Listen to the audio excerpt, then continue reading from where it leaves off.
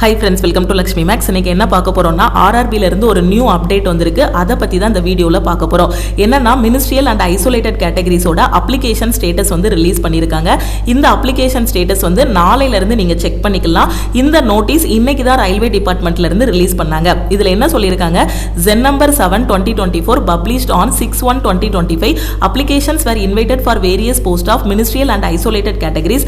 The scrutiny of the application has been completed and candidates can view status of their applications under provisionally accepted and rejected by logging in with their user credentials at rrbapply.government.in. The link will be live from 12/7/2025. அதாவது இந்த ministerial and isolated categoriesக்கு apply பண்ண students வந்து உங்களோட application ஸ்டேட்டஸை 12/7/2025 நாளையில இருந்து check பண்ணிக்கலாம். உங்களோட அப்ளிகேஷன் வந்து அக்செப்ட் ஆயிருச்சா அல்லது ரிஜெக்ட் ஆயிருச்சா அப்படிங்கறத பார்த்துக்கலாங்கிறதா இந்த பாயிண்ட்ல சொல்லியிருக்காங்க.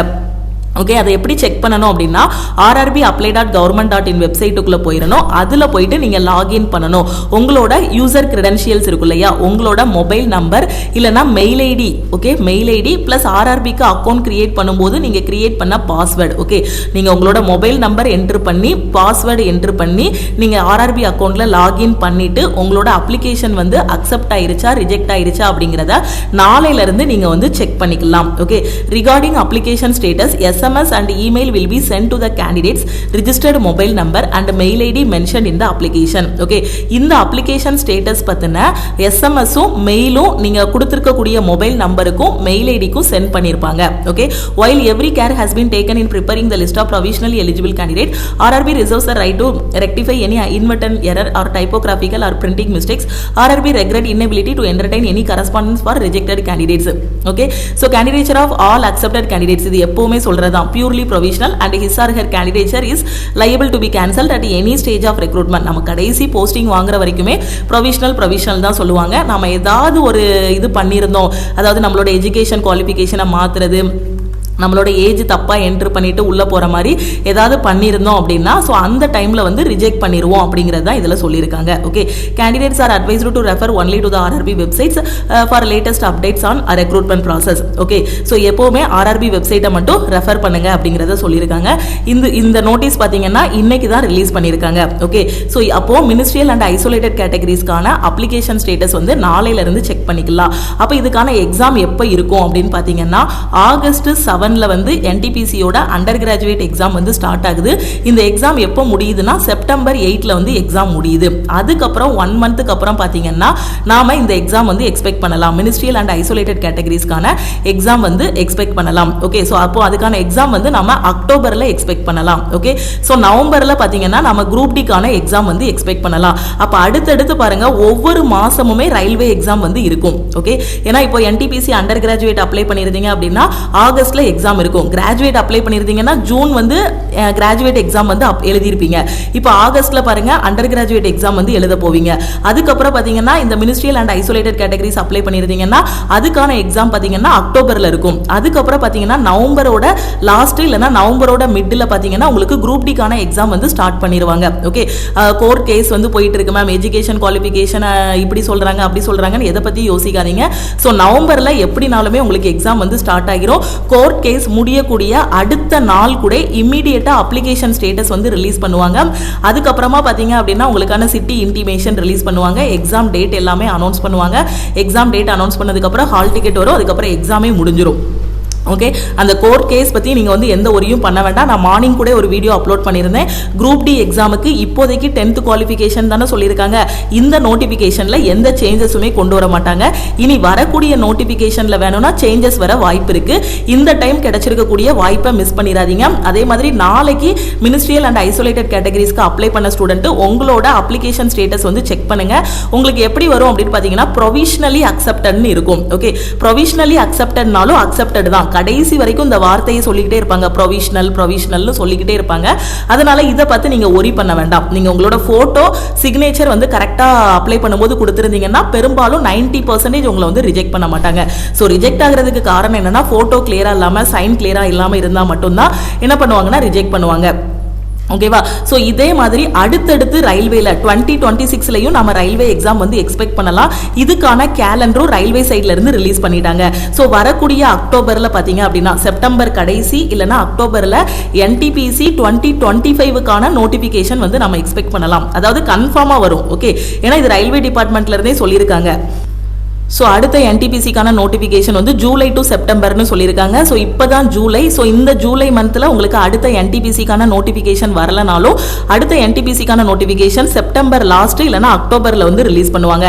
அதுக்கப்புறம் டிசம்பர் 2025 லாஸ்ட் இல்லைனா ஜனவரி 2026ல் அடுத்த குரூப் டிக்கான நோட்டிஃபிகேஷன் வந்து ரிலீஸ் பண்ணுவாங்க. ரயில்வேல இருந்து இன்னொரு NTPCயோட நோட்டிஃபிகேஷன், குரூப் டியோட நோட்டிஃபிகேஷன், ஜேஇக்கான நோட்டிஃபிகேஷன் எல்லாமே நம்ம எக்ஸ்பெக்ட் பண்ணலாம். இது வந்து ரயில்வேல இருந்து லாஸ்ட் இயரே ரிலீஸ் பண்ண கேலண்டர். ஓகே, அடுத்த வருஷம் என்னென்ன எக்ஸாம் வரும் 2025ல நாங்க என்னென்ன நோட்டிஃபிகேஷன்லாம் கொடுப்போம் அப்படிங்கிறதுக்காக ரிலீஸ் பண்ண கேலண்டர். ஸோ இது கண்டிப்பா நிறைய ஸ்டூடெண்ட்ஸ்க்கு வந்து தெரிஞ்சிருக்கும். ஸோ அடுத்தடுத்து நமக்கு வாய்ப்புகள் இருக்கு. இப்போ அப்ளை பண்ண எக்ஸாம்லையும் நமக்கு வாய்ப்புகள் இருக்கு. ஸோ ஒவ்வொரு வாய்ப்பையுமே மிஸ் பண்ணிடாதீங்க. ஓகே, ஜனவரியில ALPக்கான நோட்டிஃபிகேஷன் சொன்ன மாதிரி ரிலீஸ் பண்ணாங்க. ஏப்ரல் டு ஜூன்ல இப்பதான் டெக்னீஷியன் கிரேட் 1 and 3க்கான நோட்டிஃபிகேஷன் வந்திருக்கு. அதே மாதிரி செப்டம்பர் ஆர் அக்டோபர்ல பாத்தீங்கன்னா NTPC கிராஜுவேட் அண்ட் அண்டர் கிராஜுவேட்டுக்கான நோட்டிஃபிகேஷன், ஜேஇக்கான நோட்டிஃபிகேஷன், பாராமெடிக்கலுக்கான 2025 நோட்டிஃபிகேஷன் எக்ஸ்பெக்ட் பண்ணலாம். இந்த நோட்டிஃபிகேஷனுக்கான எக்ஸாம் எல்லாமே 2026ல இருக்கும். ஓகே, அடுத்தடுத்து உங்களுக்கு வாய்ப்புகள் இருக்கு. ஸோ பயன்படுத்திக்கோங்க, மிஸ் பண்ணிடாதீங்க, நல்லா ப்ரிப்பேர் பண்ணுங்க. ரயில்வே பொறுத்த வரைக்கும் சிலபஸ்ன்னு ஒன்றும் பெருசா இருக்காது. Maths, reasoning, general awareness. இந்த ஜென்ரல் அவேர்னஸ் தான் பார்த்தீங்கன்னா history, polity, geography, economy, current affair, computer questions, சயின்ஸ்னு எல்லாமே மிக்சடா வரும். ஓகே, இந்த சப்ஜெக்டை நல்லா படிச்சிட்டிங்கன்னா போதும். தமிழ்லையும் நீங்க ரயில்வே எக்ஸாம் வந்து எழுதிக்கலாம். ஓகே, தமிழ் அண்ட் இங்கிலீஷ்ல வந்து ரயில்வே எக்ஸாம் வந்து எழுதிக்கலாம். ஸோ கிடைச்சிருக்க வாய்ப்பை மிஸ் பண்ணிடாதீங்க. இப்போதான் இந்த வருஷம் தான் நான் காலேஜ் முடிச்சிருக்கேன் அப்படிங்கிற ஸ்டூடெண்ட்டும் ரயில்வே எக்ஸாமுக்கு படிக்க ஆரம்பிங்க. ஓகே, அதே மாதிரி பார்த்தீங்கன்னா இப்போதான் காலேஜ் படிச்சுக்கிட்டு இருக்கேன், எனக்கு இப்போ 18 வயசு ஆகிருச்சு அப்படிங்கிற ஸ்டூடெண்ட்டும் அடுத்தடுத்து வரக்கூடிய வாய்ப்புகளை பயன்படுத்திக்கோங்க. ஓகேவா. ஸோ குரூப் டிக்கு இன்னும் நீங்கள் படிக்க ஆரம்பிக்கல அப்படின்னா 100 டேஸ் வந்து டைம் இருக்குது. ஸோ குரூப் டிக்கான ஃபைனல் செலெக்ஷன் பேட்ச் வந்து நம்ம ஸ்டார்ட் பண்ணியிருக்கோம். நாளையிலேருந்து இந்த பேட்ச் வந்து ஸ்டார்ட் ஆகுது. நீங்கள் இது வரைக்கும் குரூப் டிக்கு படிக்க ஆரம்பிக்கலைன்னா இந்த பேட்சில் வந்து ஜாயின் பண்ணிக்கோங்க. அதே மாதிரி SSCலேருந்து பார்த்தீங்கன்னா எவ்ரி இயர் எக்ஸாம்ஸுக்கான கேலண்டரும் ரிலீஸ் பண்ணி எக்ஸாம்ஸும் வச்சிட்டு இருக்காங்க. இப்போ SSC MTSக்கான அப்ளிகேஷன் வந்து போயிட்டு இருக்கு. SSC MTS அண்ட் CHSLக்கான அப்ளிகேஷன் வந்து போயிட்டு இருக்கு. ஸோ SSC MTSக்கான செகண்ட் பேட்சும் நம்ம சாட்டர்டேலேருந்து ஸ்டார்ட் பண்ண போகிறோம் நாளைக்கு. ஓகே, ஸோ நாளைக்கு ஆல்ரெடி SSC MTSக்கு ஃபர்ஸ்ட் பேட்ச் வந்து ஸ்டார்ட் பண்ணோம். அவங்க 3 வீக்ஸ் வந்து கம்ப்ளீட் பண்ணிட்டாங்க. இந்த எக்ஸாமுக்கு இன்னொரு 60 டேஸ் வந்து டைம் இருக்கு. அதனால நாளைக்கு SSC MTSக்கான new batch, okay, second batch, அதே மாதிரி RRB குரூப் டிக்கான ஃபைனல் செலெக்ஷன் பேட்ச் வந்து நம்ம ஸ்டார்ட் பண்றோம். ஓகே, ஸோ இதுல எவ்ரி வீக் என்னென்ன படிக்கணுங்கிறதுக்கான பிளான், மெட்டீரியல், கிளாஸஸ் எல்லாமே கொடுத்துருவோம். சாட்டர்டே உங்களுக்கு டெஸ்ட் இருக்கும். ஸோ குரூப் டில maths, reasoning, science, general awareness வந்து கவர் பண்ணுவோம். SSCல பார்த்தீங்கன்னா English, maths, reasoning, general awareness வந்து கவர் பண்ணுவோம். அடுத்தடுத்து பாத்தீங்கன்னா ரயில்வேல இருந்தும் SSCல இருந்தும் வாய்ப்புகள் இருக்கு. வந்த நோட்டிபிகேஷனுக்கு எக்ஸாம்ஸ் வச்சிட்டு இருக்காங்க. வந்த எக்ஸாம்ஸுக்கு ரிசல்ட்டும் அனௌன்ஸ் பண்ணிட்டு இருக்காங்க. அடுத்து என்ன எக்ஸாம் வைப்போம் அப்படிங்கிறதுக்கான கேலண்டரும் ரிலீஸ் பண்ணி அதுக்கான நோட்டிபிகேஷன்ஸும் வந்துகிட்டு இருக்கு. ஓகே, ஸோ நீங்க மினிமம் 10ஆம் கிளாஸ் குவாலிஃபிகேஷன், மினிமம் 12ஆம் கிளாஸ் குவாலிஃபிகேஷன் இருந்தாலே ரயில்வே எக்ஸாம்ஸ், SSC எக்ஸாம்ஸ் வந்து எழுதலாம். அதனால தான் காலேஜ் படிக்கும் போதே ரயில்வே எக்ஸாம் வந்து படிக்க ஆரம்பிங்கன்னு சொல்றேன். ஓகே, 18 வயசுல ப்ரிப்பரேஷனை ஸ்டார்ட் பண்ணுங்க. ரயில்வேலையும் SSCலையும் வாய்ப்புகள் வந்து இருக்கு. ஸோ அதை எங்க படிக்கணும், எப்படி படிக்கணும்னு தெரியாத ஸ்டூடெண்ட்டுக்கு நம்ம ஆல் இன் ஒன் கோர்ஸ்ல ஒவ்வொரு பேட்சா கொடுத்துருக்கோம். ரயில்வே வருதுன்னா ALPக்கு தனி பேட்ச், NTPCக்கு தனி பேட்ச், குரூப் டிக்கு தனி பேட்ச்னு தனித்தனியா பேட்சஸ் கொடுத்துட்டு வாரம் டெஸ்ட் வச்சுட்டு இருக்கோம். அதே மாதிரி அதே கோர்ஸ்ல பாத்தீங்கன்னா SSCக்கான கிளாஸஸும் கொண்டு போயிட்டு இருக்கோம். நீங்க இந்த ஒரு கோர்ஸ்ல ஜாயின் பண்ணிட்டீங்கன்னா உங்களுக்கு SSC எக்ஸாமும் கிளியர் பண்ணிடலாம், ரயில்வே எக்ஸாமும் நீங்க ஃபாலோ பண்ணிட்டே வந்துடலாம். ஓகே, ஸோ இதுக்கு நாளைக்கு நியூ பேட்ச் ஸ்டார்ட் பண்றதுனால ஆல் இன் ஒன் கோர்ஸுக்கு ஆஃபர் வந்து அனௌன்ஸ் பண்ணியிருக்கோம். இதோட ஃபீஸ் வந்து 2500. இன்னைக்கு ஜாயின் பண்ணக்கூடிய ஸ்டூடெண்ட் 1899 பே பண்ணி ஜாயின் பண்ணிக்கலாம். உங்களுக்கு லைஃப் டைம் வேலிடிட்டி இருக்கும். அதே இது நான் 1 இயர் வேலிடிட்டியில ஜாயின் பண்ணிக்கிறேன் மேம் அப்படிங்கிற ஸ்டூடெண்ட் 1499 பே பண்ணி ஜாயின் பண்ணிக்கலாம். இப்போ இந்த நியூ பேட்ச்ல ஜாயின் பண்ற ஸ்டூடெண்ட் இந்த நம்பரை லக்ஷ்மி மேக்ஸ்னு சேவ் பண்ணிட்டு இந்த நம்பருக்கு ஐ வாண்ட் ஆல் இன் ஒன்னு மெசேஜ் பண்ணுங்க. நீங்க மெசேஜ் பண்ணதும் டீம்ல இருந்து கான்டாக்ட் பண்ணிட்டு ஜிபே நம்பர் இல்ல அக்கௌண்ட் நம்பர் கொடுப்பாங்க. லைஃப் டைம் வேலிடிட்டினா 1899 பே பண்ணிட்டு பேமெண்டோட ஸ்கிரீன்ஷாட் சென்ட் பண்ணுங்க.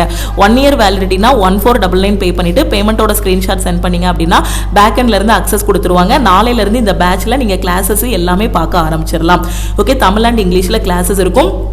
அடுத்தடுத்து ஒவ்வொரு எக்ஸாமுக்கான டேட்டும் அனௌன்ஸ் பண்ணி எக்ஸாம்ஸும் வச்சிட்டு இருக்காங்க. ஸோ எல்லாமே அவங்க சைடில் பெர்ஃபெக்டாக பண்ணிட்டு இருக்காங்க. ஸோ டைம் வேஸ்ட் பண்ணாமல் படிக்க ஆரம்பிங்க. நாளைக்கு ஈவினிங் மறக்காம உங்களோட அப்ளிகேஷன் ஸ்டேட்டஸ் வந்து செக் பண்ணிருங்க. அப்ளிகேஷன் ஸ்டேட்டஸ் எப்படி செக் பண்ணணும் அப்படிங்கிறதுக்கு நான் வீடியோவும் உங்களுக்கு அப்லோட் பண்ணிடுறேன். ஓகே, ரொம்ப சிம்பிள் தான். நம்ம rrbapply.government.in வெப்சைட்டுக்குள்ள போக போறீங்க. ஜஸ்ட் லாகின் பண்ண போறீங்க. லாகின் பண்ணதும் பார்த்தீங்கன்னா உங்களோட மொபைல் நம்பருக்கு ஒரு ஓடிபி வரும், இல்லை மெயில் ஐடிக்கு ஒரு ஓடிபி வரும். அந்த ஓடிபி என்டர் பண்ணி உள்ள நீங்க லாகின் பண்ணிடலாம். லாகின் பண்ணதுக்கு அப்புறம் நீங்க என்னென்ன எக்ஸாம் அப்ளை பண்ணிருக்கீங்களோ அது எல்லாமே லிஸ்ட் அவுட் ஆகும். அதுல இப்போ உங்களுக்கு வந்திருக்கக்கூடிய எக்ஸாமுக்கான இதுக்கு நேரா பாத்தீங்கன்னா ஓகே மினிஸ்ட்ரியல் அண்ட் ஐசோலேட்டட் கேட்டகரிஸ்க்கு நேரா பாத்தீங்கன்னா ஸ்டேட்டஸ்ன்னு இருக்கும். அதுல உங்களோட அப்ளிகேஷன் வந்து ப்ரொவிஷனலி அக்செப்டட்னு இருக்கும். அக்செப்டட்னா ப்ரொவிஷனலி அக்செப்டட்னு இருக்கும், இல்லனா ரிஜெக்டட்னு இருக்கும். அவ்வளவுதான், சிம்பிள். ஓகேவா? சோ லாகின் பண்ணி பாத்துக்கோங்க. ஓகே, அதே மாதிரி நம்ம டெலிகிராம் குரூப், டெலிகிராம் சேனல்ல இன்னும் ஜாயின் பண்ணலனா டெலிகிராம் குரூப் அண்ட் சேனல்லையும் ஜாயின் பண்ணிக்கோங்க. இன்ஸ்டாகிராம்லயும் லக்ஷ்மி மேக்ஸை ஃபாலோ பண்ணிக்கோங்க. டைம் வேஸ்ட் பண்ணாதீங்க, படிக்க ஆரம்பிங்க. ஓகே, சோ உங்களுக்கு கிடைக்கக்கூடிய டைம்ல எந்த டைம்னாலுமே நீங்க கிளாसेस பார்த்துக்கலாம். உங்க கையில ஒரு மொபைல் போன் இல்லனா லேப்டாப் இருந்தாலே போதுமானது. வேற எங்கேயுமே நீங்க போக வேண்டாம். உங்க வீடு தான் கோச்சிங் சென்டர். சோ நீங்க படிக்கணும், பாசிட்டிவ் மைண்ட் செட் இருக்கணும், கன்சிஸ்டன்ட்டா படிக்கணும். உங்ககிட்ட டேலண்ட் இருக்கணும் அப்படின்லாம் அவசியமே இல்லை.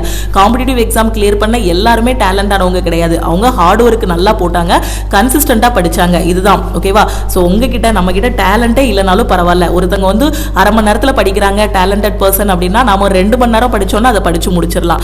கூட கொஞ்ச நேரம் டைம் ஸ்பெண்ட் பண்ணணும், கன்சிஸ்டன்ட்டா நம்ம படிக்கணும். ஓகே, படிச்சோம் அப்படின்னா கண்டிப்பா இங்க போஸ்டிங் வாங்கிடலாம். உங்க ஃப்ரெண்ட்ஸும் எக்ஸாமுக்கு ப்ரிப்பேர் பண்றாங்க, எங்க ஆரம்பிக்கணும் எப்படி ஆரம்பிக்கணும்னு தெரியாம இருக்கிறாங்கன்னா நம்ம யூடியூப் சேனலோட லிங்கை ஷேர் பண்ணுங்க, நம்ம ஆப்போட லிங்கை ஷேர் பண்ணுங்க, நம்ம டீமோட வாட்ஸ்அப் நம்பர், நம்ம ஆல் இன் ஒன் கோர்ஸ் பத்தின இன்ஃபர்மேஷனையும் சென்ட் பண்ணுங்க. ஓகேவா?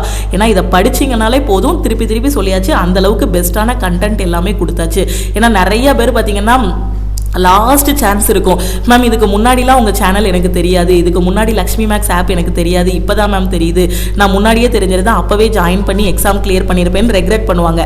அதனால தான் நான் என்ன சொல்கிறேன்னா, லைஃப்பில் வந்து ஃபெயிலியரை விட கொடுமையானது எதுனா ரெக்ரெட் பண்ணுறது. ஓகே, ஆனால் நம்ம ஒன்று போராடி ரொம்ப போராடணும் அப்படின்னா கண்டிப்பாக அதை ஜெயிக்க தான் செய்வோம். போராடி ஏதாவது ஒரு இடத்துல தோத்தா கூட அதில் ஒரு சாட்டிஸ்ஃபேக்ஷன் இருக்கும். ஆனால் அந்த வாய்ப்பை மிஸ் பண்ணோம் அப்படின்னா அதில் வந்து எப்படி இருக்கும்னா, அதை நினச்சி ஒவ்வொரு டைமும் நம்ம ஃபீல் பண்ணிகிட்டே இருப்போம், அன்னைக்கு அதை பண்ணியிருக்கலாம், பண்ணாமல் விட்டேன் அப்படிங்கிற மாதிரி. ஸோ கடைசி வரைக்கும் போராடுங்க, சக்ஸஸ் உங்களுக்கு தான். ஓகேவா? கரெக்டான ஸ்ட்ராட்டஜியில் படிங்க, கிடைச்சிருக்க வாய்ப்பை மிஸ் பண்ணிடாதீங்க, பாசிட்டிவாக இருங்க, நம்மளால் பாஸ் பண்ண முடியும் அப்படிங்கக்கூடிய ஒரு நம்பிக்கையில் இருங்க. நெகட்டிவ் பீப்புளிலேருந்து கொஞ்சம் தள்ளி இருங்க. எக்ஸாம் கிளியர் பண்ணுற வரைக்கும் நெகட்டிவ் பீப்புள் கிட்ட இருந்து தள்ளி இருங்க. திருப்பியும் நம்ம அடுத்த கிளாஸில் மீட் பண்ணலாம். தேங்க்யூ.